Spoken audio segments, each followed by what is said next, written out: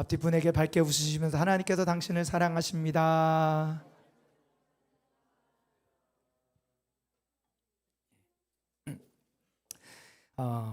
제가 과거 에스라 성경대학원에서 공부할 때 다양한 교수님들께 수업을 받았습니다. 그런데 그 중에서도 제게 참 많이 감동을 주고 지금까지도 기억에 남는 교수님들 중에 양용희 교수님이라는 분이 계십니다.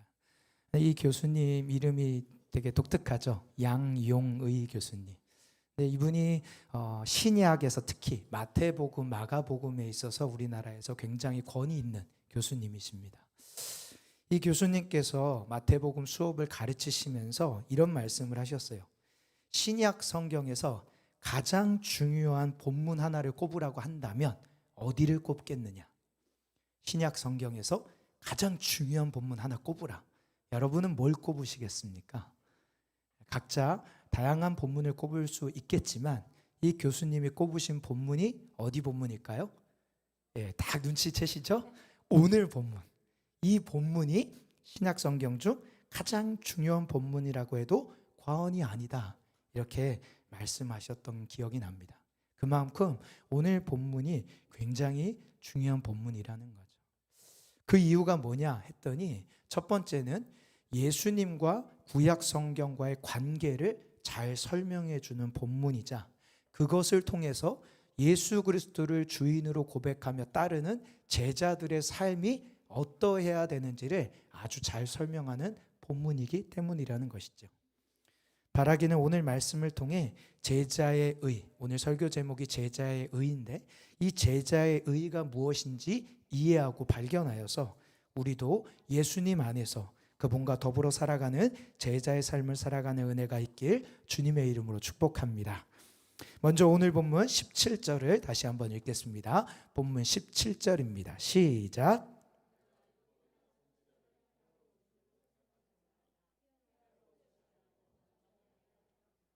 아멘.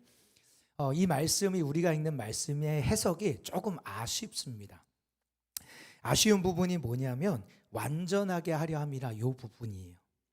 이 부분의 원어의 의미를 더 잘 살려서 적합하게 번역을 한다면 이 단어는 원래 의미는 성취한다. 이게 더 정확한 표현입니다.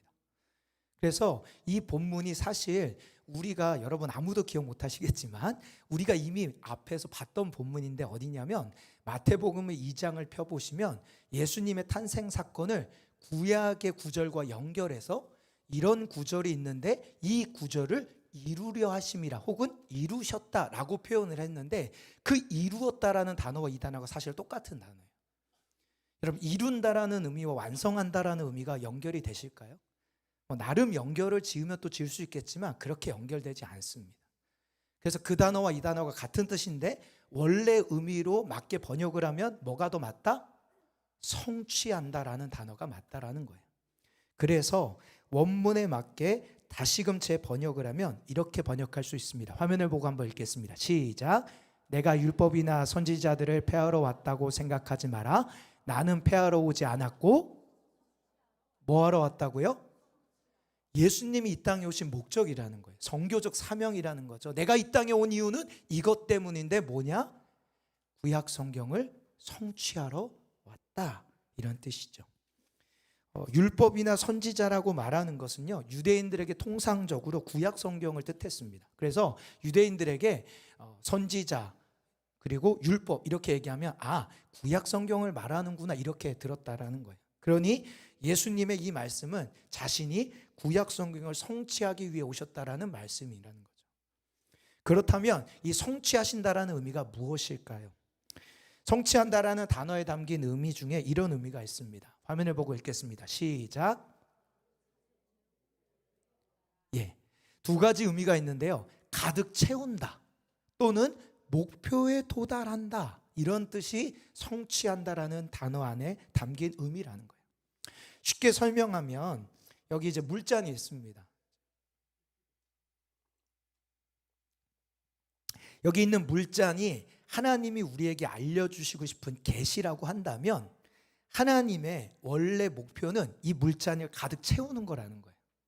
그런데 구약 성경은 가득 채우지 못하고 어느 정도만 채우는 거예요? 한 반 정도밖에 못 채운다는 거예요. 이것을 완전히 채우기 위해서 누가 오신 거라고요? 예수님이 오셨다. 이런 의미라는 거예요. 하나님의 뜻이 이 물잔을 가득 차는 것이 목표라는 거죠. 조금 더 쉽게 얘기하면 구약 성경에 다양한 것이 나옵니다. 인물도 나오고요, 사건도 나오고, 제도도 나오고, 계명도 나오고, 예언도 나오고, 이런 다양한 것들이 나오는데 이 모든 것들이 실제로 목표하는 바가 있다는 거예요.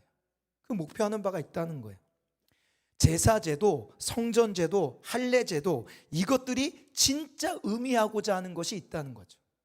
출애굽 사건, 홍해 사건, 또 가나안 정복 전쟁 등 이런 이야기들도 진짜 의미하고자 하는 뜻이 있다는 거예요. 다윗 왕, 솔로몬 왕, 요나 선지자, 왕들, 제사장, 선지자들도 진짜 의미하는 게 있습니다. 그게 뭐라는 거예요? 그게 바로 예수 그리스도. 우리 예수님께서 구약 성경을 통해 하나님께서 정말 이루고자 하신 모든 것을, 그리고 그 모든 것을 통해 우리에게 알려주시고 하신 뜻과 계획을 완전히 성취하시고 가득 채우시고 목표에 도달하게 하는 분, 아니 목표 그 자체가 예수님이라는 거예요. 그러니까 우리는 구약 성경을 볼 때 그냥 구약 성경 문자 그대로 보는 게 아니라 그 구약 성경의 이야기를 누구와 연결해서 해석하는 게 바람직한 거예요? 예수님과 연결을 해서 해석을 해야 된다는 거예요. 한 가지 예를 들면 구약에 행했던 제사제도, 그것이 완벽하게 우리의 죄사함을 할 수가 없는 거죠. 그러니 제사를 드리고 또 제사를 드리는 거예요. 근데 그 제사를 드리는 참된 본질의 죄사함은 누가 이루신다? 예수님이 완벽하게 이루신다. 이런 의미인 거죠. 자, 18절을 같이 한번 읽겠습니다. 18절입니다. 시작. 진실로 너희에게 이르노니 천지가 없어지기 전에는 율법의 1.1획도 결코 없어지지 아니하고 다 이루리라. 이 구절도요, 번역이 조금 아쉽습니다. 그래서 헬라어 원문을 제대로 번역하면 화면에 띄워드린 대로 저렇게 번역할 수 있어요. 진실로 너희에게 말한다. 하늘과 땅이 없어지기 전에는, 모든 것이 이루어지기 전에는, 이렇게 시간적인 부사절이 두 개가 있고 실제 주절, 핵심 중심의 메시지는 율법의 1.1획도 없어지지 아니한다라는 거예요. 근데 우리가 읽는 성경은 안타깝게도 그것이 중심이 아니라 다 이룬다라는 걸 중심으로 놓고 있어요. 좀 아쉬운 번역이죠. 이 구절의 핵심은 율법의 1.1획도 결코 변경하거나 바꾸면 안 돼. 그런데 그 기한은 정해져 있다는 거예요. 그 기한으로 두 가지를 언급하는데, 첫 번째는 하늘과 땅이 없어지기 전까지는 율법을 훼손하거나 바꾸면 안 돼, 이렇게 말씀하는 거예요. 근데 여기서 하늘과 땅이라는 말은요, 그 당시 랍비들이 즐겨 사용하는 표현으로 어떤 의미냐면, 그런 일은 절대로 일어나지 않는다라는 강한 부정을 할 때 쓰는 표현법이라는 거예요. 우리나라에도 이런 비슷한 표현이 있지 않습니까? 우리나라에도 이런 표현 뭐가 있을까요? 내 눈에 흙에 들어가기 전까지는 내가 절대 이거 못 봐, 이런 표현이 있죠. 또 야, 이런 일이 일어나면 내가 내 손에 장을 지진다, 절대 안 일어나는 아주 강한 부정의 표현인 거잖아요. 딱 그 표현인 거예요. 하늘과 땅이 없어지기 전에는, 이 표현은 우리나라로 따지면 내 눈에 흙이 들어가기 전에는 내 손에 장을 지진다, 이런 표현이라는 거예요. 절대 그런 일은 없다는 겁니다. 그러니까 율법의 1.1획도 바꾸는 일은 절대 하면 안 된다는 걸 강조하는 표현인 거죠. 그럼 이제 두 번째 시한이 남은 거예요. 두 번째 기한은 언제냐? 모든 것이 이루어지기 전에. 여기서 말하는 이 모든 것이라는 것은요, 구약 성경이 예언한 예수님, 메시아가 이 땅에 오셔서 우리 가운데 구원을 이루시는 사건을 의미해요. 그분이 오시는 거, 그래서 우리를 구원하시는 이 모든 메시아 사건을 의미하는 겁니다. 그러니까 모든 것이 이루어지기 전에라는 말은 어떤 의미냐면, 예수님이, 약속된 메시아가 이 땅에 오시기 전까지는 구약의 율법은 훼손하면 안 돼, 이런 뜻이라는 거예요. 그러면 예수님이 오신 다음에는 어떻게 된다는 거예요? 참된 목표에 맞게 변형이 일어날 수 있다라는 뜻입니다. 그런데 우리가 여기서 한 가지 기억해야 되는 게 있습니다. 뭐냐면 예수님이 이 땅에 오시는 순간 하나님의 나라가 시작은 됐지만 아직 완성된 건 아니라는 거예요. 제가 이거를 몇 주 전에 설교했는데 새로운 표정으로 들으시니까 다시 한번요. 예수님이 이 땅에 오시는 그 순간 하나님의 나라는 시작된 것이에요. 그런데 아직 완성은 안 된 거죠. 그 완성은 언제 될까요? 예수님이 다시 이 땅에 오신다는 그 약속을 지키시는 순간, 예수님이 재림할 때 그게 완성인 거죠.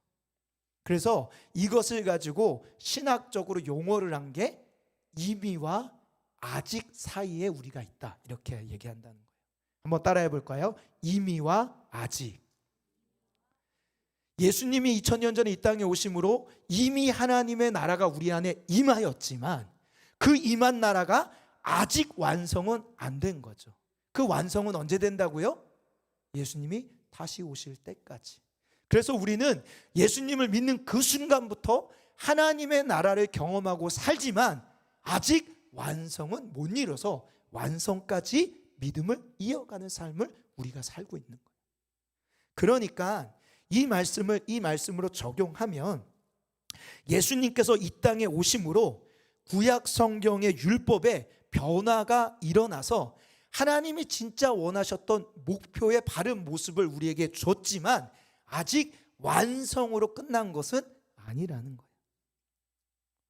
구체적으로 설명하면 예수님이 이 땅에 오심으로 말미암아 율법의 기능과 형식은 변화가 됐다.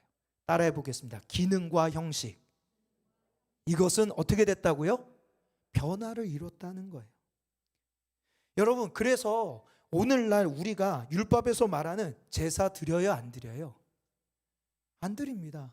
여러분, 오늘 오실 때 집에서 소, 양, 혹시 조금 어려우면 비둘기, 그것도 모자르면 곡식 들고 오신 분 손 들어 보세요. 우리 이제 그거 안 하잖아요. 왜요?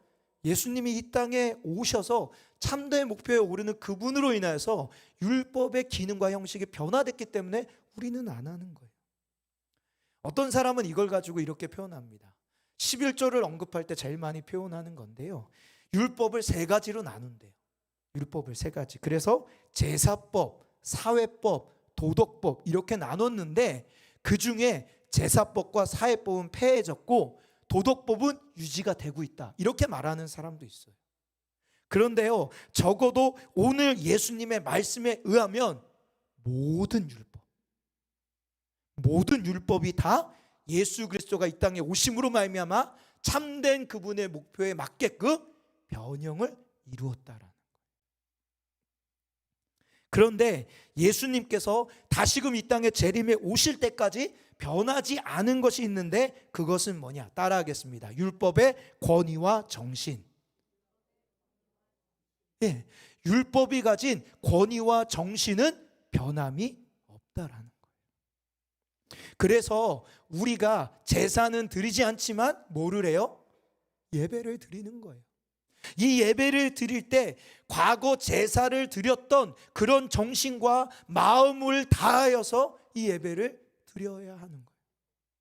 과거 옛날에 이스라엘 백성들이 제사를 드리기 위해서 아무리 멀리 떨어져도 소를 끌고 오고 양을 끌고 오고 그 양의 제물이 상하면 안 되니까 정성스럽게 들어와서 그 동물을 잡아서 하나님 앞에 번제단에 올리는 그 수고와 그 헌신과 그 애절함과 그 간절함이 이 예배 안에 담겨야 한다는 겁니다. 여러분, 소와 양과 비둘기는 안 가져오셔도 되지만 여러분의 뭘 가주셔야 돼요? 순전한 마음, 하나님을 사랑하는 마음, 하나님 앞에 온전하게 예배를 드리고자 하는 간절한 마음, 준비된 예배, 그렇게 준비하고 오는 그 예배에 담긴 정신, 하나님 말씀의 권위, 이것은 변화가 없다라는 겁니다. 여러분, 제사의 정신과 목표, 가장 하이라이트가 무엇일까요? 따라하겠습니다. 십자가. 구약의 성경과 모든 율법이 가장 목표했던 바의 최고의 목표와 정신은 뭐라고요? 십자가. 우리가 예배할 때 예배 가운데 담겨야 하는 정신과 목표가 십자가이기 때문에 우리가 예배 때 십자가를 붙들고 십자가를 바라보고 예배하는 거 중요하다라는 겁니다. 그 십자가가 나의 죄를 씻기는 유일한 구원의 통로고 하나님께 나아가는 기름을 믿기에 십자가 단단히 붙잡고 예배를 드려야 하는 거예요. 또 율법에 담긴 거룩이라는 목표와 정신을 기억하는 동시에 우리를 진정 거룩하게 만드는 것, 우리가 진짜 거룩하게 살아갈 수 있도록 힘을 주시는 것이 바로 십자가에 있음을 믿고 살아가는 것, 그게 우리 그리스도인의 삶이라는 거예요. 여러분, 여러분의 삶의 모든 순간에 무엇을 기억해야 된다? 십자가. 이번 주에 신의 악단이라는 영화를 봤습니다. 혹시 보신 분이 좀 계시죠? 포스터 한번 띄워주시겠어요? 예, 안 보신 분은 한번 보셔도 좋을 것 같습니다. 기독교 영화인데요. 이 영화가 이제 예고편만 봐도 딱 알 수 있는데 굉장히 기발한 아이디어로 이 영화가 가상으로 구성이 됩니다. 영화는 실화를 바탕으로 했다고는 얘기를 하는데 실제 영화의 내용은 이제 가미가 된 거죠. 작가의 의도로. 저 영화의 시작점은 이렇습니다. 북한에서 해외 구제단체에서 돈을 지원을 받으려고 하는데 지원을 받을 방법이 하나밖에 없다고 하는 거예요. 뭐냐? 북한에 교회를 세워라. 그리고 그 교회가 진짜 교회인지 검증을 하겠다. 그래서 국제 기독교 연맹 단체를 초청해서 그들을 놓고 그 앞에서 집회를 해라. 찬양 집회를 해라. 그것에서 통과가 되면 2억 달러인가를 지원해 주겠다. 이렇게 한 거예요. 북한의 지도자층이 그 돈을 얻기 위해서 가상으로 찬양팀을 구성을 해서 집회를 준비한다는 이런 영화 설정이에요. 한번 보세요. 재밌더라고요. 제가 이 영화를 보다가 문득 진짜 그렇지. 북한에서의 믿음의 생활이 참 어렵지. 정말 어렵지. 이들이 진짜 목숨을 걸고 신앙생활 한다는 것을 이 영화를 보면서 다시금 제가 깨달았어요. 그리고 이 영화가 끝나고 나서 집에 돌아오는 길에 이 영화를 곱씹는데요. 이 영화의 장면 곳곳에 찬양이 나오거든요.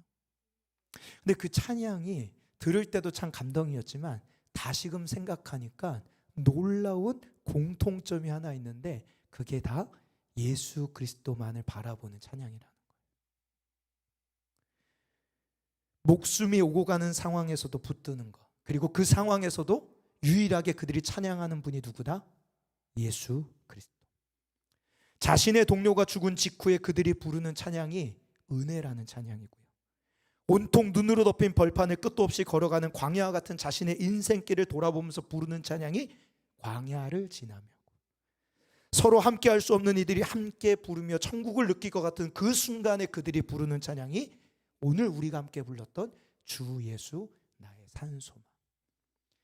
이 세 가지의 찬양의 가장 핵심은 뭐예요? 예수 그리스도. 우리의 삶의 유일한 초점과 목표가 오직 예수 그리스도, 그분의 십자가에 있음을 기억하면서 이들이 그 땅 가운데서 부르는 거죠. 사랑하는 성도 여러분, 우리가 신앙생활을 하면서 가장 집중해야 하는 것이 있다면 그것은 돈도 아니고 우리의 삶의 문제를 해결할 방도도 아니고 오직 우리 주 예수 그리스도, 그분이 우리를 위해서 지신 십자가 하나인 줄 믿으시길 바랍니다. 여러분의 삶에 광야 같은 인생길에 있다 하여도, 가장 절망적인 순간이 찾아올 때에도, 생각지 못한 기쁨과 감격이 여러분에게 다가오는 그 순간에도, 그 모든 순간에 오직 십자가 우리 주 예수 그리스도만을 바라보는 우리 모두가 되길 주님의 이름으로 축복합니다. 우리 19절을 함께 읽겠습니다. 19절 시작. 그러므로 누구든지 이 계명 중에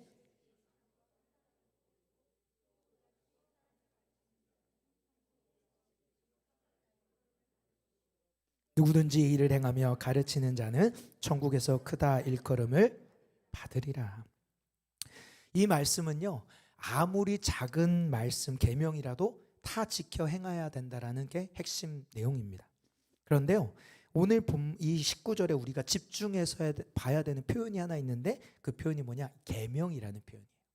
시작할 때 보니까 그러므로 누구든지 이 계명 중에 이렇게 얘기하잖아요. 그러니까 이 계명이라고 하는데 원어는요 복수거든요. 그래서 이 계명들 중에 이게 더 맞는 번역이에요. 근데 그냥 계명이 아니라 이 계명이라고 하니까 앞에 나왔던 내용을 이어가는 거잖아요. 우리가 읽었던 17절 18절에 언급했던 율법을 얘기하는 거예요.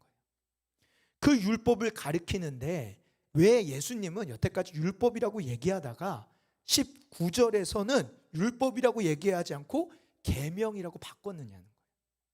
이런 게 궁금해야 돼요. 아무도 궁금 안 하셨죠? 네, 괜찮습니다. 궁금하신 분들은요 신학자 되셔야 돼요. 모르는 게 정상이에요. 여러분 율법을 얘기하다가 예수님이 계명으로 바꿨다? 의도가 있는 거예요. 의도가 있다. 왜 예수님은 계명으로 바꿨을까? 그것은요 말씀하신 내용이 앞에서 말씀하신 내용, 제가 설명드렸던 것처럼 앞에서 말씀했던 율법은 예수님이 이 땅에 오셔서 변형된 율법일까요? 변형되기 전의 율법일까요? 그렇죠. 똑똑하세요. 앞에서 얘기한 건 예수님이 오시기 전에 변형하면 안 된다고 했던 구약 성경을 얘기한 거예요. 그런데 이제 19절부터 얘기하는 계명은 그럼 어떤 의미일까요? 이제 예수님이 오심으로 변형된 말씀, 예수님으로 인하여서 새롭게 우리에게 주어지는 하나님의 재해석된 말씀, 진짜 목표에 도달하게 우리에게 주시는 생명의 말씀, 그 말씀을 뜻하기 때문에 지금 계명이라고 바꿔서 얘기를 해 주시는 거예요. 그렇기에 우리가 예수님의 제자로 살아간다는 의미는요 율법을 지키는 삶인데 구약에서 말하는 율법 그대로 지키는 삶이 아니라 그 율법을 예수님께서 주시는 의미로 재해석하여 순종하는 삶이라고 할 수 있다는 것이죠. 그것이 아무리 작은 것처럼 보이는 말씀이라고 해도, 나와 상관없는 말씀처럼 보인다 할지라도 그 말씀을 나의 말씀으로 받아들이고 귀하게 여기며 순종해야 된다라는 거예요. 그래서 디모데후서 3장 16절 17절에 이렇게 말씀하십니다. 우리 화면을 보고 함께 읽겠습니다. 시작. 모든 성경은 하나님의 감동으로 된 것으로 교훈과 책망과 바르게 함과 의로 교육하기에 유익하니 이는 하나님의 사람으로 온전하게 하며 모든 선한 일을 행할 능력을 갖추게 하려 함이라. 말씀 잠깐 띄워주세요. 저기의 핵심 중에 하나는요 모든이라는 단어예요. 성경은 신약 성경만 아니에요. 구약 성경만 아니에요. 마태복음만 아니에요. 모든 성경은, 모든 말씀은, 그래서 이는 하나님의 사람으로 온전하게 하며 모든 선한 일, 즉 하나님이 원하시는 뜻 행할 능력을 갖추게 하는 능력이 어디 있다? 말씀에 있다. 말씀에 있다. 사랑하는 성도 여러분, 우리가 예수님의 제자로서 힘써야 하는 삶은요 말씀대로 순종하는 삶인 줄 믿습니다. 매일 말씀을 읽고 묵상하고 큐티를 통해 우리에게 깨닫게 하시는 예수님의 가르침에 순종하며 사는 삶이야말로 참된 제자의 삶의 본질임을 기억하시길 바랍니다. 우리 마지막으로 20절을 함께 읽겠습니다. 20절입니다. 시작. 내가 너희에게 이르노니 너희 의가 서기관과 바리새인보다 더 낫지 못하면. 오늘의 말씀의 가장 핵심 메시지입니다. 여러분 이 말씀을 거꾸로 해석하면요 서기관과 바리새인의 의로는 하나님의 나라에 들어갈 수 있다 없다? 없다라는 말이에요. 서기관과 바리새인 의로는 하나님 나라에 들어갈 수 없다라는 말씀인 동시에 제자의 의가 바리새인의 의보다 더 커야 된다, 더 뛰어넘어야 된다라고 하나님이 얘기하시는 거예요. 그래야지 하나님 나라 들어갈 수 있다는 겁니다. 여러분 그러면 문제가 하나 생깁니다. 뭐냐? 바리새인의 의가 낮으면 좋은데 그럼 우리가 그 낮은 의를 뛰어넘는 거 쉽게 할 거 아니에요. 근데 바리새인의 의가 낮을까요? 안 낮다는 거예요. 높아도 너무 높다는 거죠. 바리새인의 의가 얼마나 높은지 제가 자료를 찾고 하다 보니까 재밌는 걸 발견했어요. 이들이 안식일 규정 하나 지키는 거에 얼마나 열심인가. 그래서 안식일을 지키기 위해서 뭘 하면 안 돼요? 일하지 말라고 했잖아요. 일을 하지 말라. 근데 문제가 하나 있어요. 그럼 일이 뭐냐는 거예요. 여러분, 일이 뭘까요? 어떤 게 일이고 어떤 건 일이 아닐까요? 참 애매하죠. 네, 설명이 너무 어려운 거예요. 그래서 이들이 설명하기 어려우니까 아예 샘플로 올렸어요. 이게 일이야. 이거 하면 안 돼. 그래서 몇 가지를 정했냐? 39가지를 정했어요. 39가지. 들어보세요. 농사가 일인데 밭을 가는 것 일이고요. 씨를 뿌리는 것 일이고요. 물을 대는 것 일이고요. 그걸 추수하는 것 일이고요.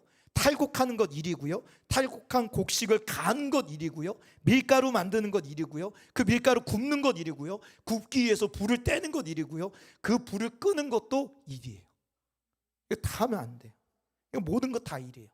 또 목축하는 것도 일인데 동물을 사냥하는 것 일이고요. 죽이는 것 일이고요. 가죽을 벗기는 것 일이고요. 양털을 깎는 것, 실을 잡는 것, 천을 짜는 것, 깁는 것, 옷을 만들어 세탁하는 것, 물들이는 것, 이거 다 일이래요. 다 하면 안 된다는 겁니다. 그렇게 해서 정한 게 몇 가지라고요? 39가지. 재미있는 것은요, 안식일 날 물건을 들고 이동하는 거, 이것도 일이래요. 그래서 물건을 들고 나가서 파는 것 일이잖아요. 자, 그럼 질문이에요. 옷은 물건일까요? 아닐까요? 여러분, 옷은 물건일까? 아닐까요? 그럼 물건 들고 나가 옷 입고 나가면은 안식일 범하는 거겠네요. 네. 다행히 그거까지는 이렇게 막아줬대요. 그래서 옷을 입고 나가는 거는 일이 아니래요. 문제는요, 옷 호주머니에 물건이 들어가 있으면 일이래요. 왜냐하면 그들이 씨를 뿌릴 때 보통 호주머니에 씨를 넣어서 나가서 호주머니에서 씨를 빼서 뿌렸거든요. 그래서 호주머니에 물건이 들어가 있으면 그건 일로 간주한대요. 그러니까 여러분, 주일날 늦어가지고 바쁘게 나도 모르게 물건에 주머니 호주머니를 넣고 정신없이 우리 거 뛰어나와서 여기 오시면 여러분 다 지금 주일을 범한 거가 되는 거예요. 대단한 거죠.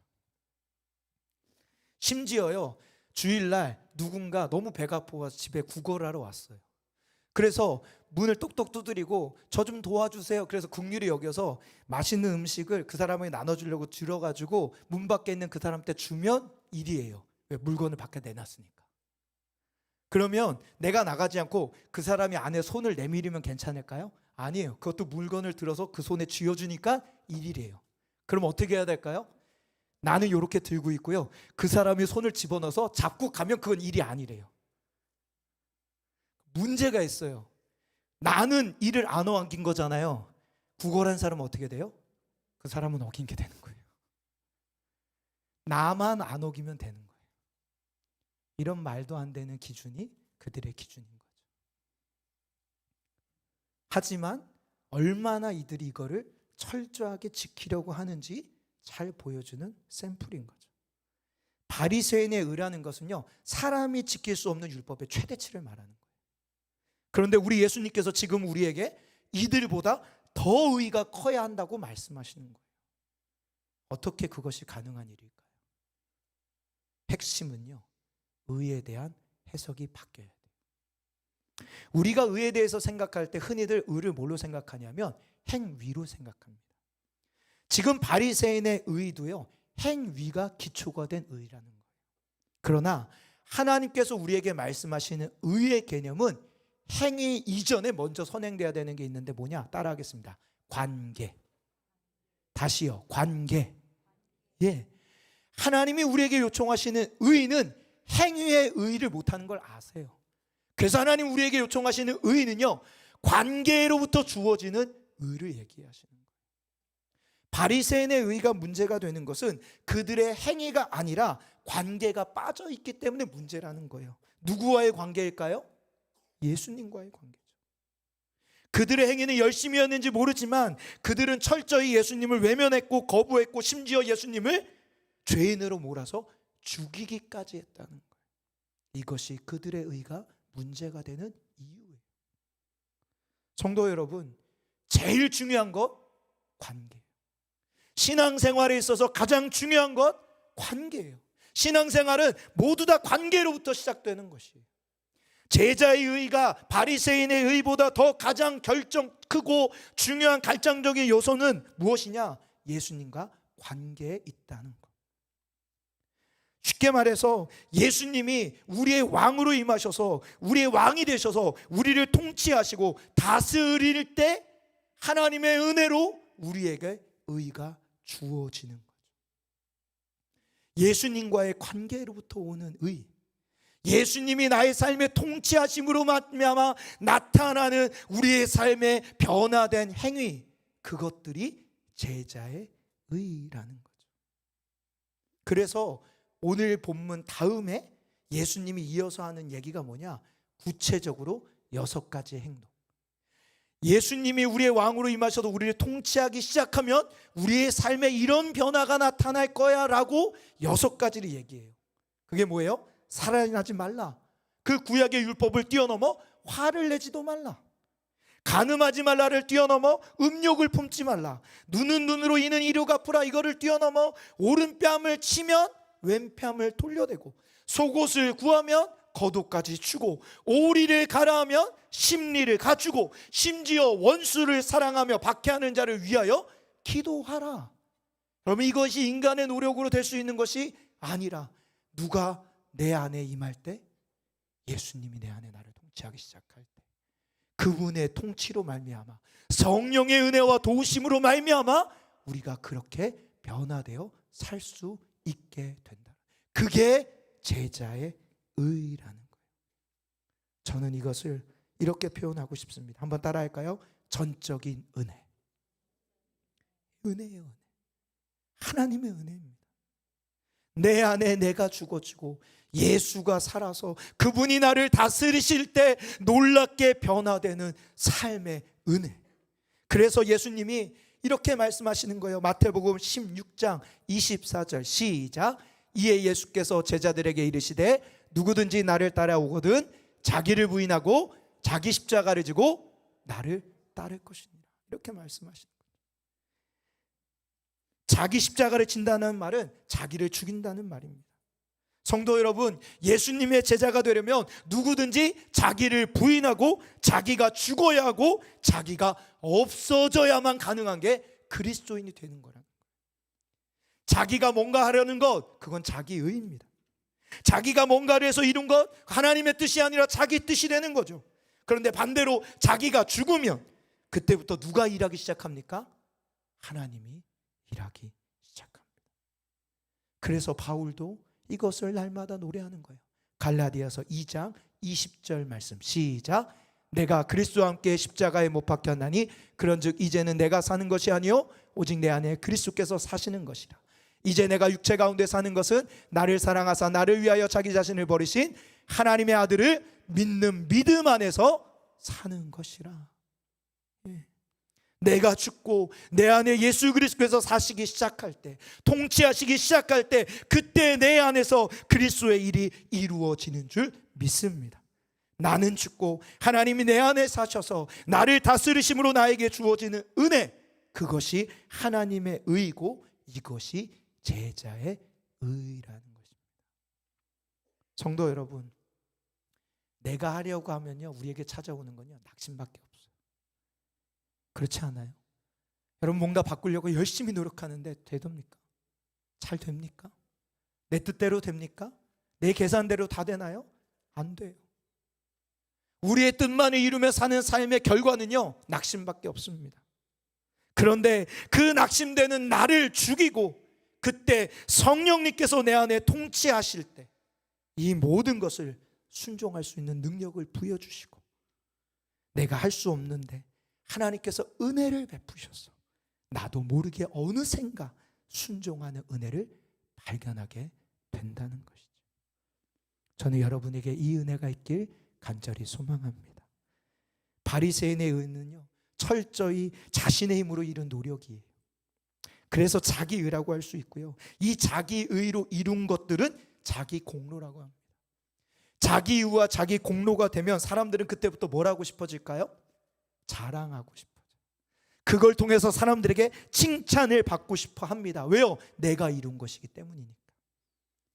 이것을 잘 보여주는 게 바리새인의 외식 아닙니까?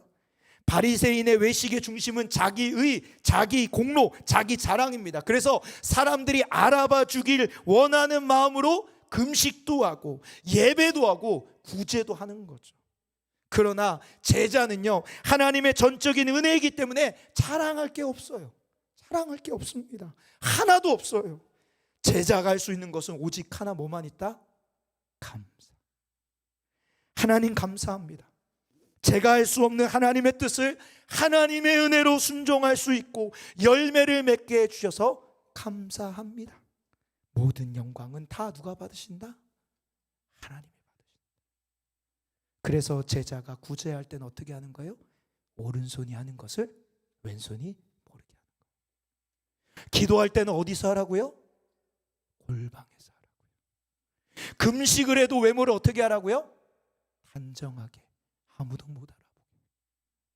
그런데요, 놀라운 것은 이렇게 해서 아무도 모르게 하는데 세상 사람들이 알까요, 모를까요? 알게 된다는 거예요. 왜요? 하나님의 뜻이 나타나니까. 그 사람을 통해서 생각할 수 없었던 하나님의 응답이 일어나니까 사람들이 알게 되는 거예요. 내가 드러내지 않으려 하여도 내 삶이 하나님의 뜻을 이루는 삶이 되기 때문에 세상이 알게 되는 거죠. 예를 들어서 이런 거예요. 누가 봐도 딱 화낼 상황이야. 그런데 이 사람이 화를 내지 않아. 이 사람 정신이 이상한 거 아닌가? 계속 관찰해보다 보니까 뭐가 보여? 하나님을 믿네. 아, 이 사람이 하나님을 믿기 때문에 그렇구나 라고 알게 되는 거죠. 사랑하는 성도 여러분, 우리 그리스도인들은요, 드러내 보이려고 노력하는 사람들이 절대 아닙니다.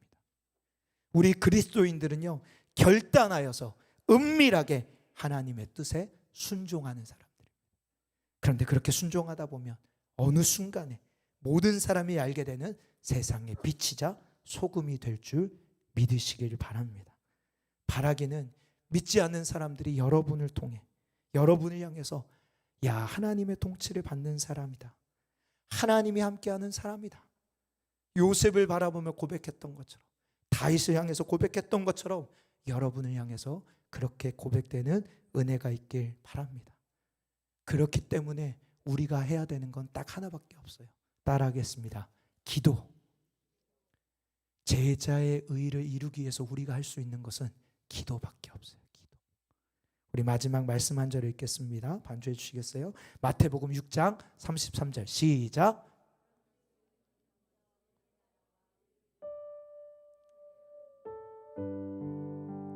다시요. 시작. 그런즉 너희는 먼저 그의 나라와 그의 의를 구하라. 그리하면 이 모든 것을, 아멘. 예. 요즘 청년들 사역으로 많이 알려진 아크쿠르의 대표 유하정 대표라는 분이 기가 막힌 표현을 하시더라고요. 들어보세요. 하나님에게 교만한 사람이란 어떤 사람이냐? 하나님 말고 다 믿는 사람이다. 교만한 사람이 뭐라고요? 하나님 말고 다른 답이 있는 사람. 그렇다면 반대로 하나님에게 겸손한 사람은 누구일까요? 하나님 말고 답 없는 사람. 그게 하나님이 인정하는 사람. 하나님 말고 답이 없기 때문에 오늘도 하나님 앞에 엎드려 기도하는 거예요. 하나님 말고는 답이 없기 때문에 오늘도 내 삶에 가장 먼저 하는 게 하나님 앞에 엎드리는 거예요. 하나님, 내겐 답이 없어요. 하나님, 내겐 답이 없어요. 하나님이 답이시잖아요. 하나님이 도우셔야지만 됩니다 라고 하나님 앞에 엎드리는 자, 그렇게 기도하는 자, 하나님 그런 자들에게 찾아오세요. 그런 자들에게 찾아오셨어요. 그래, 내가 너를 기다리고 내가 너를 기다려서 내가 너를 통해 나의 뜻을 이룰 거야. 하나님이 우리 고아처럼 내버려 두지 않으십니다. 우리 마음에 거하심으로 자신의 힘으로 억누를 수 있는데도 불구하고 그렇게 하지 않고 우리를 끝까지 인내하며 기다리시도록, 우리가 힘이 빠질 때, 자신감이 무너질 때, 하염없이 눈물이 나서 아버지라고 부를 때, 그때를 기다리셨다가 아버지 한마디만 하면 와서 들으사. 그래, 내가 도와줄게. 나와 같이 하자. 그렇게 말씀하시는 분이 우리 주님입니다. 그래서 제자의 삶의 원동력은 기도예요. 여러분, 기도하셔야지 삽니다.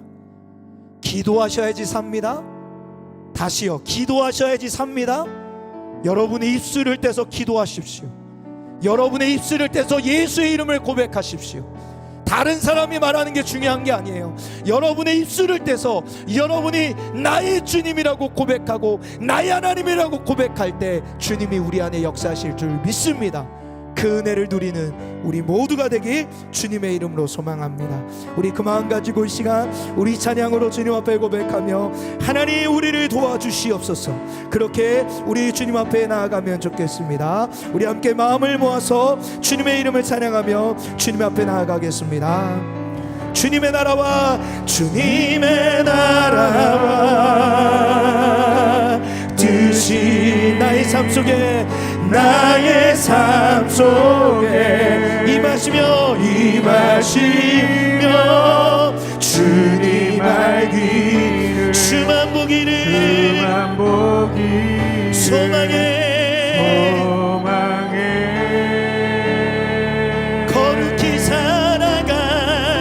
거룩히 살아가 힘과 두려움 없는 믿음 주신 나의 하나님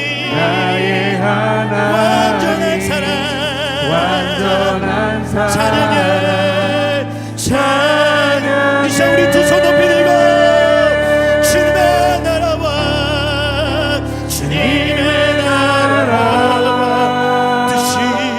뜻이 나의 삶 속 임하시며 주님 알기를 주만 보기를 소망해 거룩히 살아가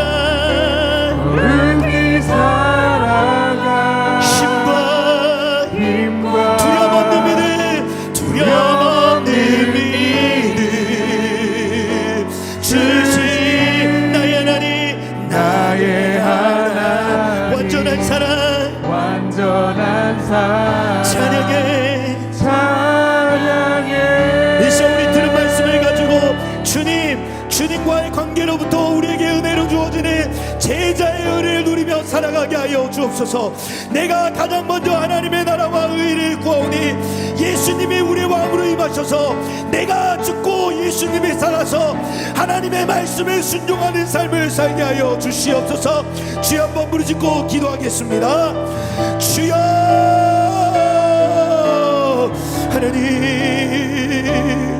하나님 우리 삶에 주님의 도우심이 임하기 원합니다.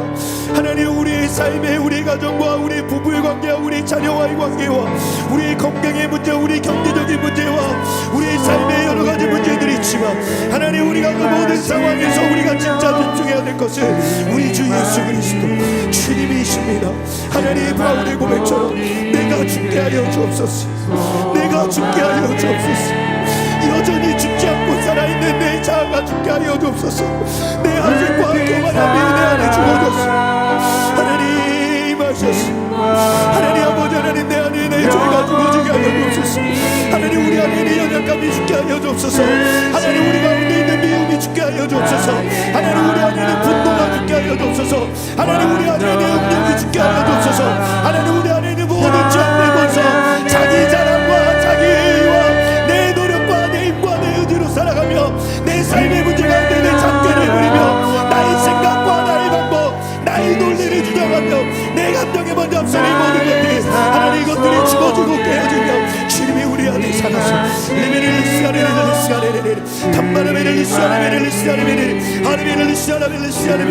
성령 하나님이 임하셔서 오 아버지 하나님 우리를 붙드셔서 하나님 우리 자아가 죽어지고 우리 내면이 죽어지고 우리 연약함이 죽어지고 하나님 예수를 만남으로 말미암아 예수의 생명이 우리가 나타나며 주님 안에 나아갈 수 있도록 오 성령 하나님이 우리를 붙잡아 주시옵소서.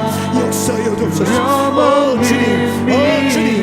주님 임하여셔서 주님 인자하여셔서 우리를 다스려 주시오. 하나님 우리가 주님이나 우리의 왕으로 우리를 통치하여 주시옵소서. 우리의 삶을 다스려 주시옵소서. 하여 주시옵소서. 주님. 하나님 우리를 끝까지 인내하고 기다리시며 자신의 힘으로 짓누를 수 있는 능력이 있음에도 불구하고 언제나 우리를 존중하며 우리를 인격적으로 대하셔서 끝까지 아들이 돌아오기를 기다리는 하나님 아버지, 그분이 우리 안에서 끝까지 우리를 기다리셔서 우리가 우리의 힘을 빼고 우리를 죽이고 하나님의 이름을 부르기 시작할 때 주님 나를 도와주십시오. 주님 나를 긍휼히 여겨주십시오. 내 가정의 문제 가운데 깨어진 부부의 관계와 깨어진 자녀의 관계와 아무리 노력해도 해결할 수 없는 경제적인 문제, 건강의 문제, 삶의 모든 문제 앞에 하나님만이 능히 나를 도울 수 있는 분이다, 하나님 외에는 답이 없습니다 라고 엎드려 기도하는 우리 성도들 되게 하여 주시옵시고, 그 기도를 통해 전적으로 도우시는 하나님의 놀라운 은혜, 그분이 나를 통치하심으로 성령님이 나를 다스리셔서 하나님의 말씀에 행하게 되는 은혜를 누리며 살아가는 하나님의 복된 사람들, 제자들이 될 수 있도록 은혜를 베풀어 주시옵소서. 그래서 하나님, 우리가 예수님과의 관계로 오는 그 의를 누림으로 말미암아 하나님의 은혜로 주어지는 제자의 의를 누리며 살아가는 하나님의 제자 백성들이 되어 세상의 빛과 소금이 되도록 역사하여 주시옵소서. 그렇게 응답하실 주님을 찬양하며 우리 구주 예수 그리스도의 이름으로 기도합니다. 아멘.